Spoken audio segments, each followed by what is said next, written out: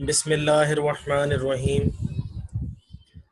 Um, in my last lecture, we were able to finish or complete this table, but the theoretical discussion related to the table was left. And in today's class, we are going to talk about the main essence of the table, that what conclusions do we draw after completing this table, and afterwards we will be discussing the relationship between production curves and cost curves, right? Initially we will be discussing the relationship between marginal cost and marginal product of labor separately, then average total cost and average product of labor separately, and then the combined graph within which we are going to combine the entire curves and to understand then what is the difference between production and cost curves and what is happening actually within such curves. So let me make a few conclusions for you people regarding the table. What we have done in the last class, that we were talking about that the moment when marginal profit becomes zero, this is the point where total profit will always become maximum.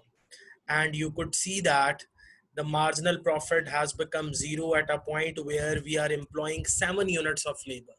If you could just see the column of units of labor, and if you could just see the highlighted part of units of labor, which is 7, the highlighted part is in yellow shade. So at 7 units of labor, you could see that marginal profit has become zero, and at the same time the total profit is 55.92, which is considered as to be the maximum total profit. Why I'm calling this profit as to be maximum? Because at this point marginal profit is zero, and we all know that what is the formula of marginal profit. It is basically the difference between marginal profit is the difference between marginal revenue and marginal cost. Since it is equals to zero, this means that both marginal cost and marginal revenue are equal to each other, right? When marginal profit and marginal cost, when we take difference of marginal revenue and marginal cost, and if it is equals to zero, this means that both are equal to each other, meaning that marginal revenue and marginal cost are equal to each other. When they are equal to each other, this ensures the satisfaction of necessary condition of profit maximization. So the point where marginal revenue is become equal to marginal cost, this refers to the satisfaction of necessary condition of profit maximization, right? But I'm just going beyond this point, the point where marginal profit is zero. This means that here necessary condition of profit maximization is satisfied. That is why the profit should be called as maximum profit. This is the point number one. And at 7 unit of labor, what is happening? Look at the value of marginal revenue product of labor. At 7 unit of labor, the value of marginal product of labor, look at this point. This is the 7th unit of labor. I'm gonna move towards right to go to the column of MRPL. It is 20.02. I've just highlighted MRPL. MRPL's value at 7th unit of labor, it is 20.02. Let me compare it with the wages at the same units of labor, and if you could see that the value of wages, it is 20. The value of labor, the value of wages is 20 at 7 unit of labor. So 20 is approximately equal to 20.02, right? So actually the topic was about to determine optimum units of variable input in short run. So we have identified 7 units of labor at which MRPL is equals to W, right? At the same time, marginal profit has become 0 and it is equals to MR minus MC equals 0, meaning that here the necessary condition of profit maximization is satisfied. Hence, the profit 55.92 is to be called as maximum profit, right? So at 7 unit of labor, since the firm equilibrium condition, and what is that, MRPL should be equals to W. When MRPL is equals to W, this shows that firm equilibrium condition in short run is satisfied. When the firm equilibrium condition in short run is satisfied, it is understood that a firm is always earning maximum profit, right? So that is why at the same time you are looking at the value of marginal profit, which is 0, and it is ensuring that the total profit is maximum, right? So let me conclude these things for you guys. When marginal profit is 0, then a firm will always earn maximum total profit. A firm will stop producing its output at point when marginal profit becomes 0. Units of labor, which is basically a variable input, will be called as optimum units of labor, because at this point marginal profit is 0, and we can call total profit as to be the maximum total profit. The reason is that here the necessary condition of firm equilibrium, what is happening here, the necessary condition of firm equilibrium is satisfied. Here necessary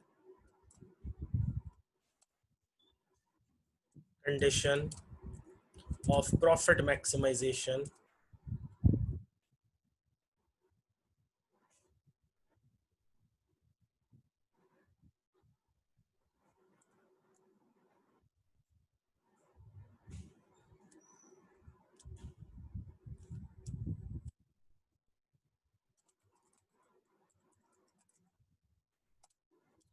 what is that, MR equals MC.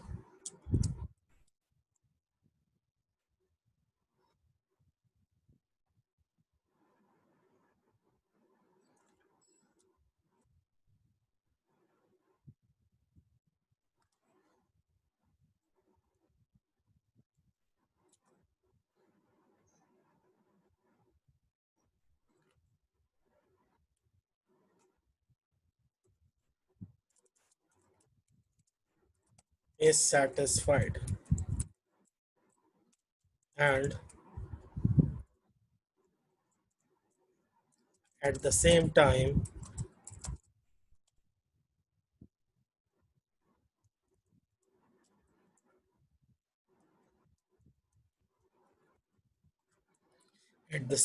MRPL,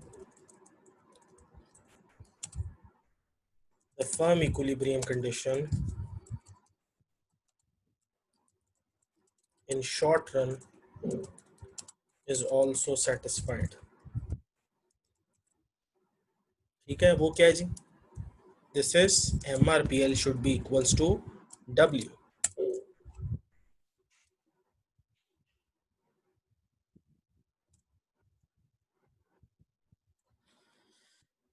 So if we read this statement again, because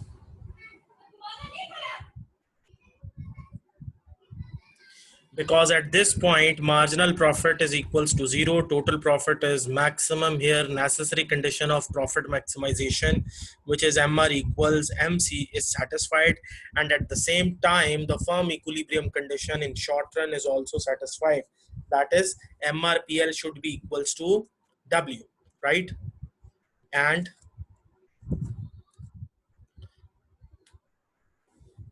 MRPL equals W can also be called as profit maximization condition or firm equilibrium condition in short run, right? Then optimum employment of variable input will be determined at a point where firm equilibrium condition MRPL equals W in short run is achieved. At this point, marginal profit of a firm is always equal to zero and total profit of a firm is always reaches to maximum, right? This is the punchline, the one that I have just highlighted within yellow shade, right? So after, concluding this particular information, that the optimum employment of variable input equals 7 units of labor. At this point, MRPL 20.02 is approximately equals to W. And here, MR, which is 2.86, it is equals to MC. Look at this value. The one which is highlighted in blue shade, it is MC's value at 7 unit of labor, it is 2.86. MR is also equals to 2.86.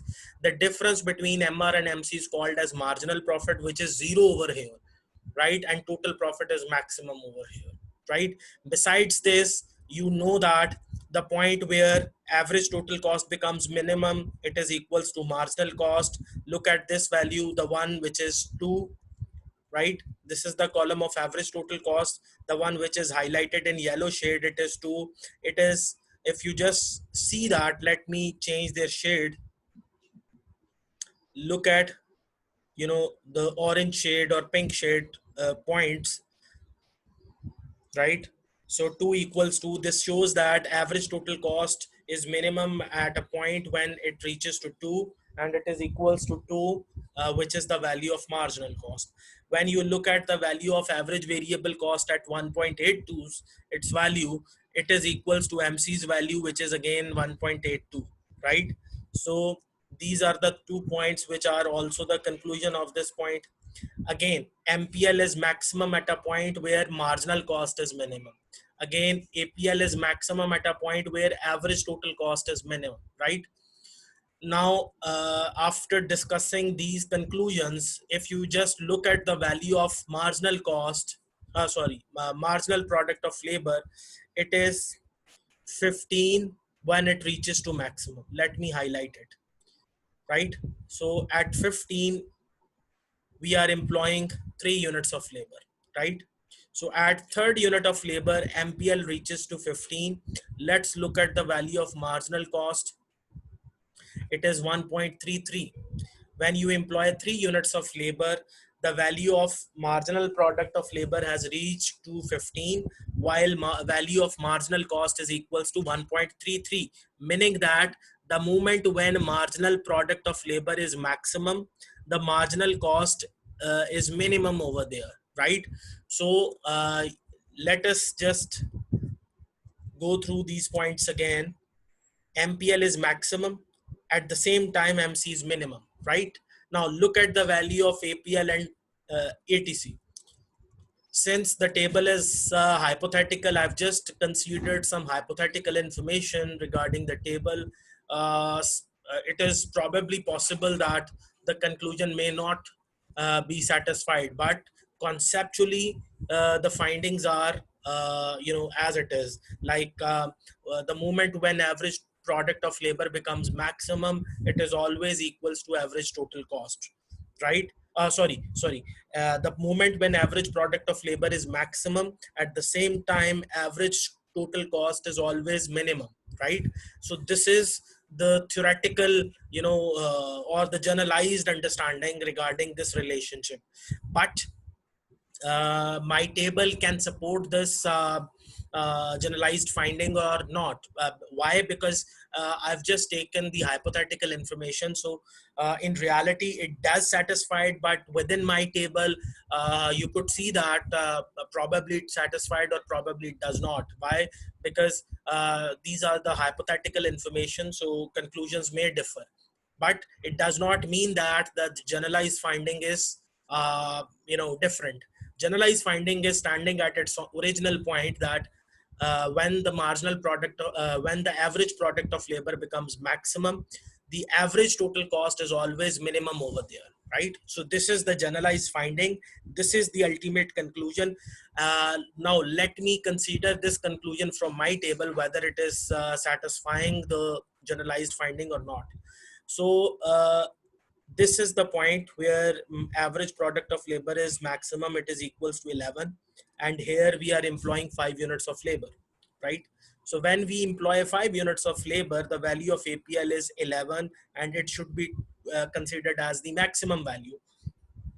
Right after this value, you could see the value, it is 10.83, which is falling. So this 11 should be taken as the maximum value, and it is equals to marginal product of labor as well. So we always know that when APL is maximum, it is always equals to MPL, right? At the same time, average total cost should be minimum and it should be equals to marginal cost, right?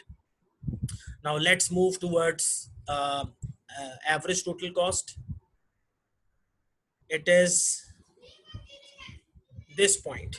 Let me highlight this yellow value. So at fifth unit of labor, the value of average total cost is 2, but can we call it as minimum value?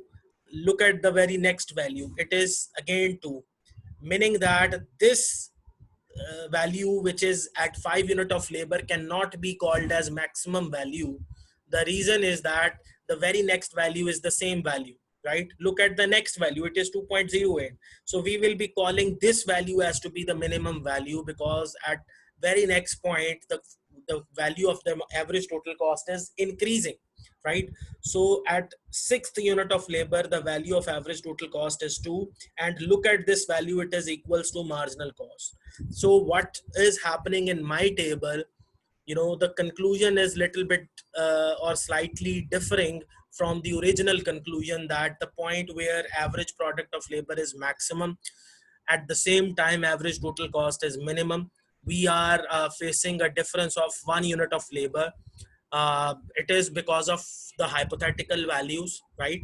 So in reality, the conclusion exists in the same way, that the point where average product of labor is maximum, average total cost is always minimum over there. But in my table, it is slightly different. So do not, misconfuse yourself, right? So do not, misunderstand this point. In reality, the point where average product of labor is maximum, average total cost is always minimum.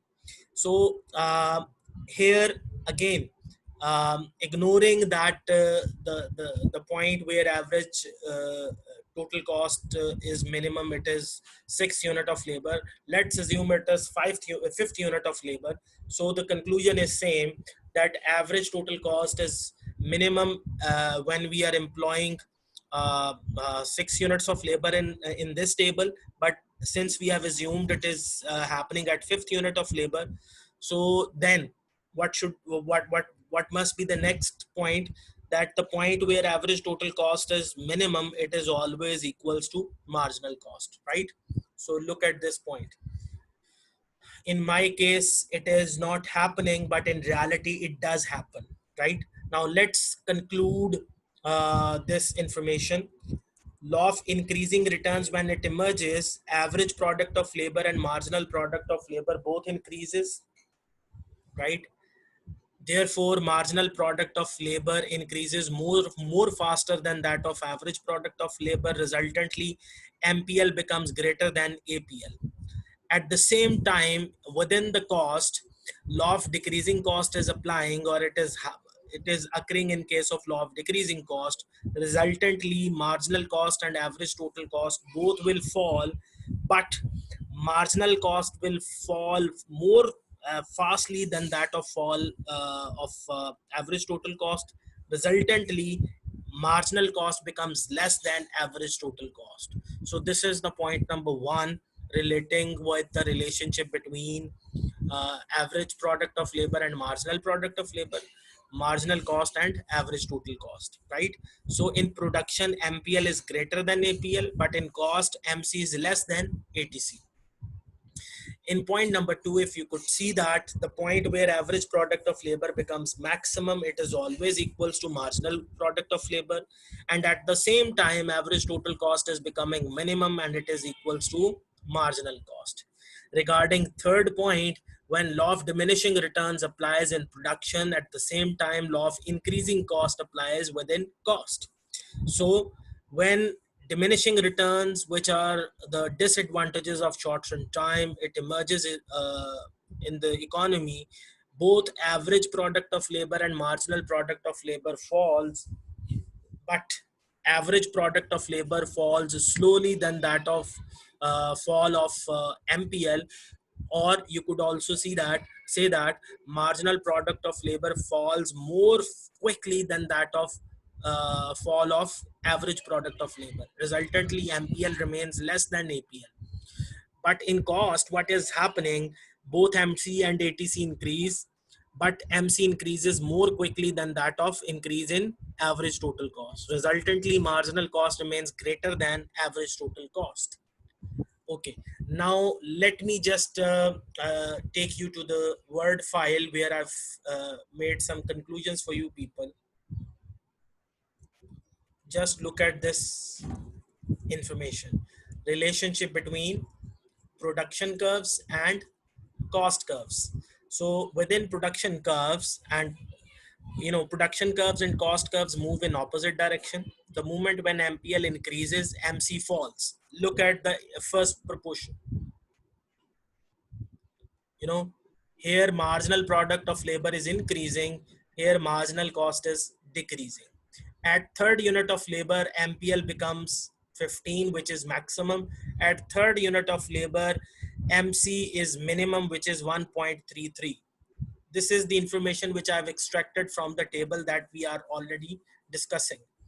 After third unit of labor, when we go to the fourth unit of labor, MPL falls. At fourth unit of labor, you see that MC starts increasing, right? Now let's read the point. The moment when MPL increases, MC falls. This is true. When MPL becomes maximum, at the same time MC becomes minimum. We have already read that.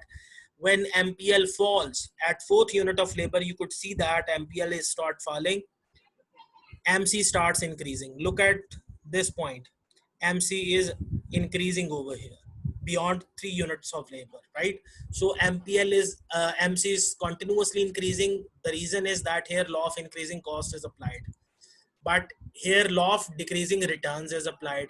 So in production, decreasing returns are applied. In cost, increasing cost is applied. Resultantly, MPL falls and MC increases. Okay, let's read the relationship between APL and ATC. When APL increases, ATC falls. Look at this point. 1, 2, 3, 4, and 5. Before fifth unit of labor, you could see that the value of APL is continuously increasing, right? And at the same time, the value of ATC is decreasing. Look at the value units of labor here. L equals 6, ATC is 2. So 1, 2, 3. So from this point, the 6 units of labor from 6, just before the 6 unit of labor, average total cost is continuously falling, right? And the moment when average product of labor becomes maximum, we are employing 5 units of labor and APL has reaches to 11, right? So when units of labor are equal to 5, value of APL is 11 and it is maximum. But I just told you that it is not happening in my case. In cost, we are employing 6 units of labor. Their average total cost is 2 and average total cost is becoming minimum when we are employing 6 units of labor. So I told you guys, just ignore this point, because in reality it does happen. Since the values are hypothetical, that is why the conclusion is not matching, right? But in reality it does match. Okay, let's assume that both are happening at the same point. At 5 unit of labor, APL is maximum and average total cost is minimum, right? Let's go beyond this point. After discussing this relationship, now let's discuss the combined relation. Let me take you to the Excel file again, where we could discuss the combined relation. Here is the combined relation, right? Let's copy both graphs.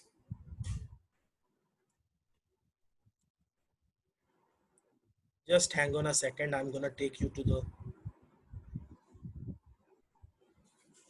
table again. Just give me 1 second. For you guys, I'm gonna make the conclusion.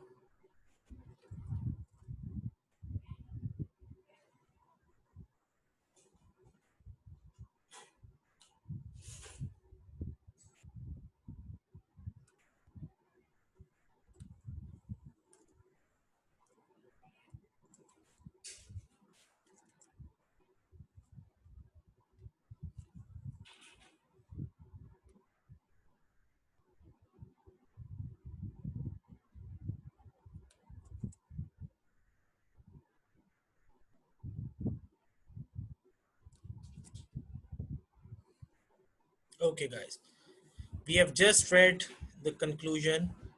Now let's conclude the composite table.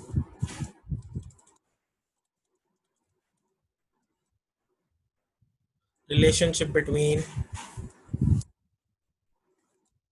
MPL,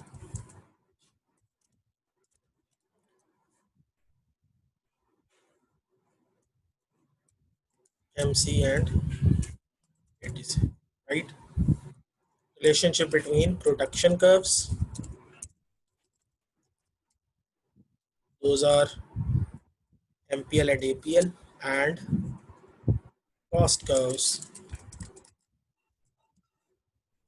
Those are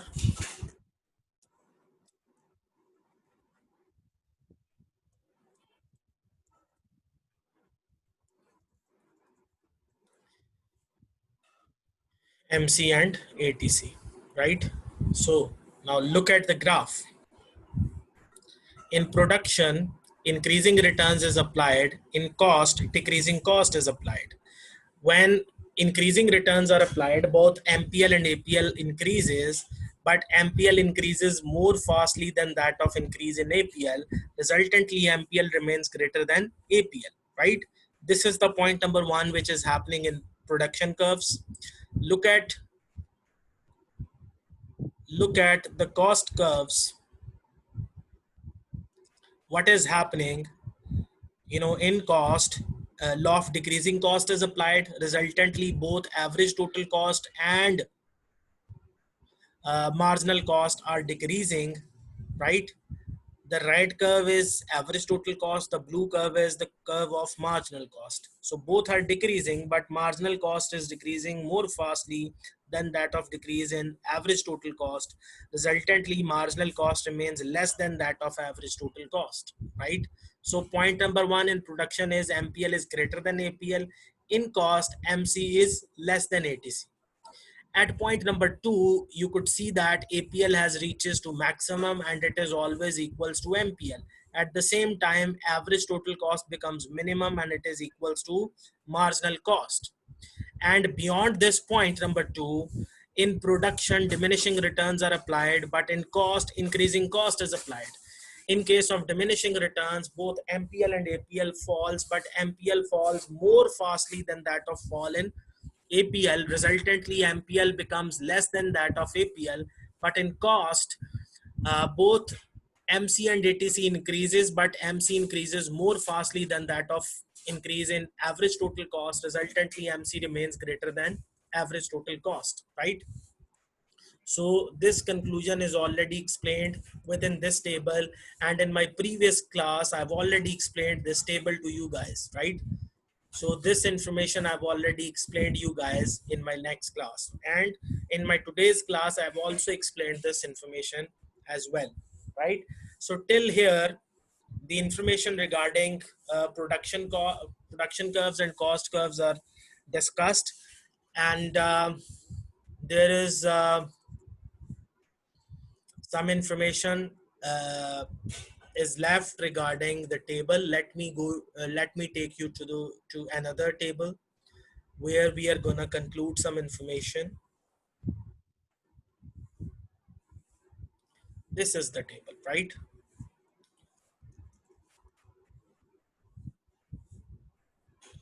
This is the table which is to be discussed right away.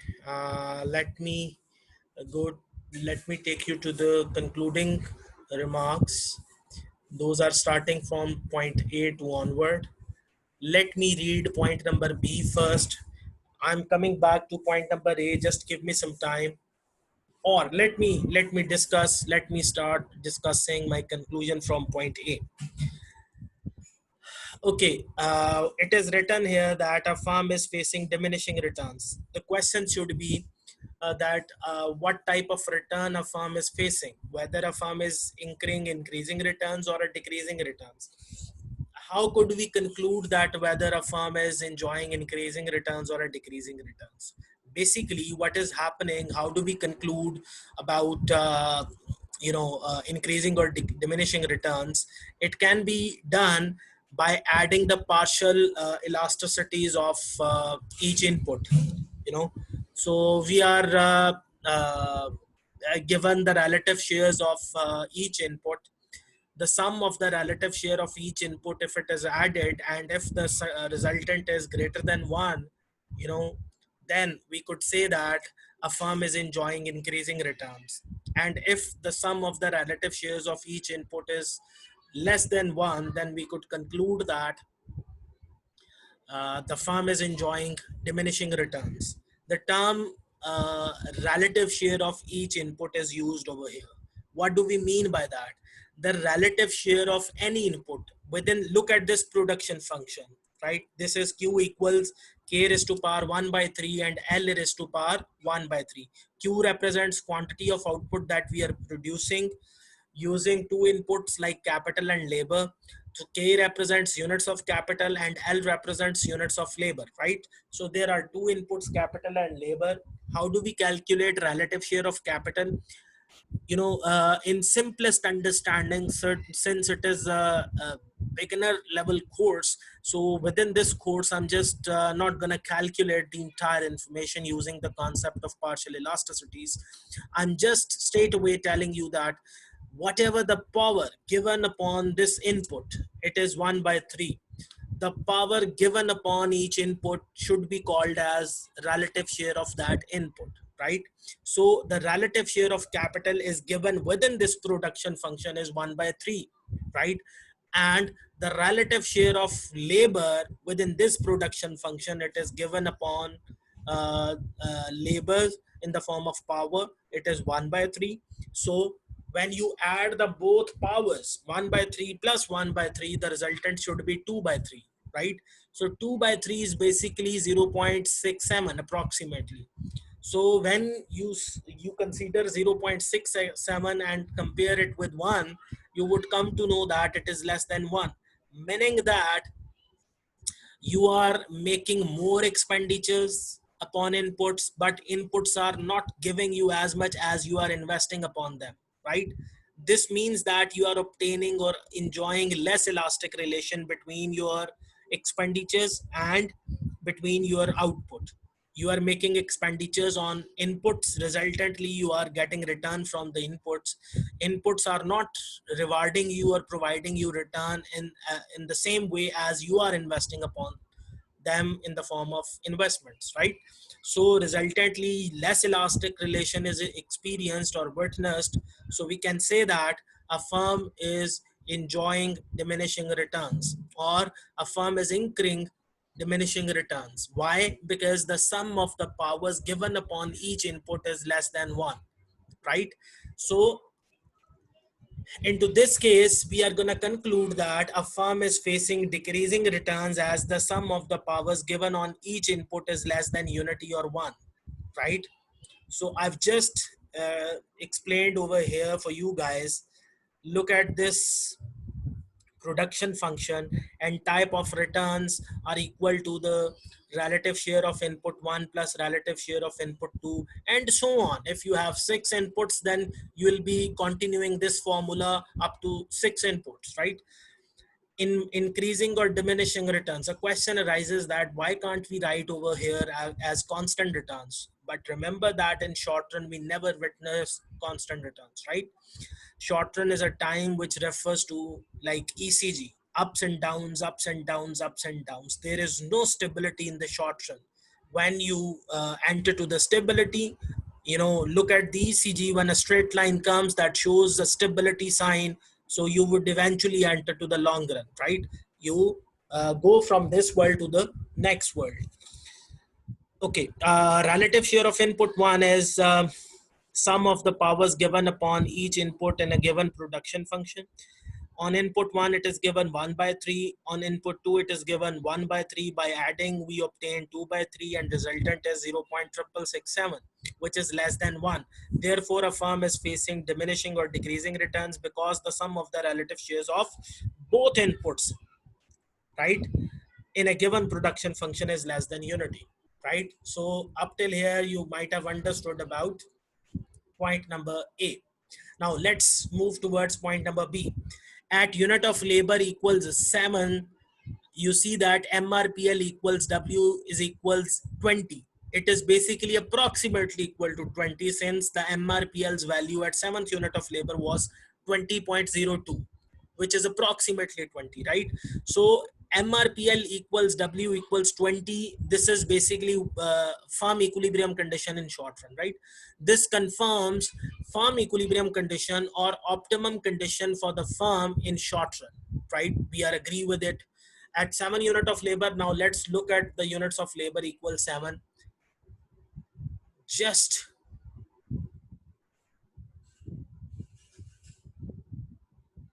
look at this information. At 7 units of labor, let's look at the value. This is the value of MRPL, which is 20.02. And sorry,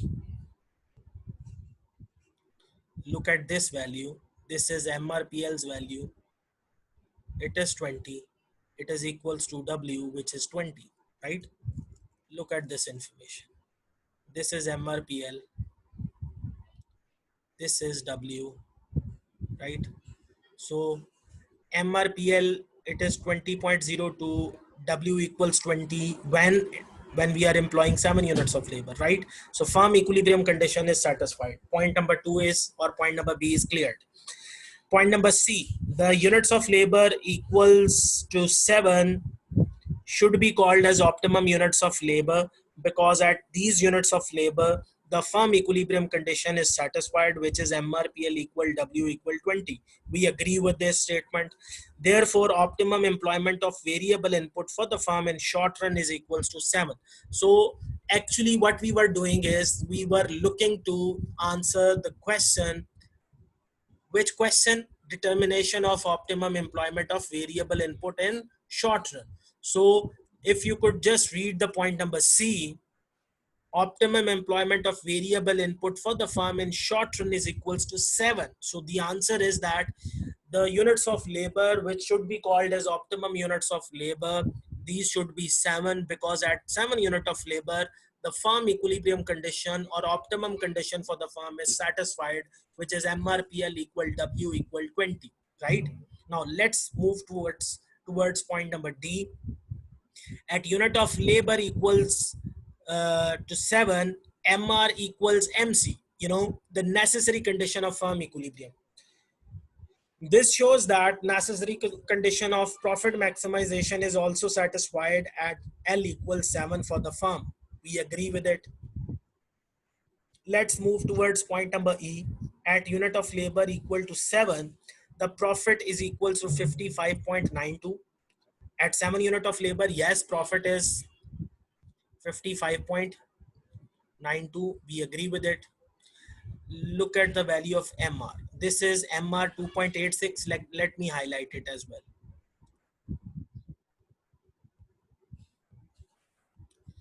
And this is the value of MC. 2.86 is equals to 2.86. Okay, at units of labor equal to 7, total profit is this, which is maximum profit because at here marginal profit is equals to 0. Yes, at 7 unit of labor marginal profit is 0. We agree with it. Look at the point number F, the point where average product of labor becomes minimum. It is always equals to marginal product of labor, such as APL maximum equals MPL equals 11. Look at this conclusion, you know, 11 equals 11. And it is happening when you are employing 5 units of labor, right? When you are employing 5 units of labor, APL is maximum and it is equals to MPL. Look at point number G, the point where average variable cost becomes minimum, it is equals to marginal cost. When you are employing 5 units of labor, the value of AVC is 1.82, and at the same time, the value of MC is 1.82. So when you are employing 5 units of labor, average variable cost becomes minimum and it is equals to marginal cost. Look at the point number H, the point where average total cost becomes minimum. The average total cost becomes minimum when you employ 6 units of labor. Look at this information. When a firm employs 6 units of labor, the value of average total cost is 2 and the value of marginal cost is 2. So when you employ 6 units of labor, average total cost is 2 and marginal cost is 2. Average total cost is minimum and it is equals to marginal cost at point when you are employing 6 units of labor, right? So point H is saying the point where average total cost becomes minimum and it is always equals to marginal cost, such as ATC equals MC equals 2, right? So up till here, the activity related to this table is done. I'm finished with all the basic concepts regarding this particular table. If you have any questions, raise your hand and I'm here to answer your questions. Regarding this activity, the topic is completed now. Thank you very much for this particular topic. Thank you for your patience.